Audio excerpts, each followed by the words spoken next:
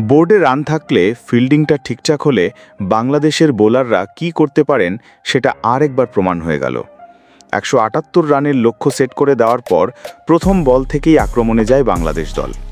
ফলাফল নিজেদের ইতিহাসে দ্বিতীয় বৃহত্তম টি-20 জয় পেল বাংলাদেশ।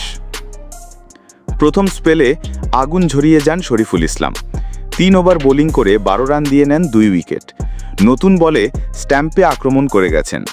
প্রথম টি-20 এরকম একটা সূচনা বাংলাদেশ মিস করেছে। যদিও এই উইকেটের মিছিল শুরু করেছিলেন শামীম পাটোয়ারি। থুখোর এক রানআউটে সাজঘরে ফেরার কুশল মেন্ডিসকে। এই রানআউটটাই ম্যাচের মোমেন্টাম আরও দিয়েছেন শামীম। আবিষ্কা ফার্নান্ডোর ক্যাচ ধরেন, গ্রাউন্ড ফিল্ডিংয়ে ছিলেন অনবদ্য। পাওয়ার প্লের মধ্যেই 4 উইকেট হারায় শ্রীলঙ্কা। এরপর 4টা ওভারে ফেরার আভাস দিয়েছিলেন পাথুম নিশাঙ্কা ও দাসুন সানাকা। কিন্তু 11তম ওভারে রিশাদ হোসেনের জোড়া আঘাত শ্রীলঙ্কার স্বপ্ন ধূলিসাৎ করে দেয়।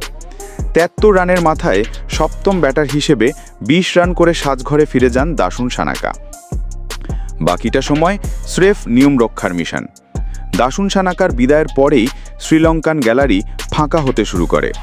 শ্রীলঙ্কার হার ততক্ষণে চূড়ান্ত হয়ে গেছে। ছবির মতো সুন্দর এক জয়। ক্ষেত্রটা ব্যাটাররা গলে দিয়েছিলেন। সেই মঞ্চে দাঁড়িয়ে আলো ঝরিয়েছেন বোলাররা। স্কোরবোর্ড সফল বলছে কমবেশি সব বোলারকেই।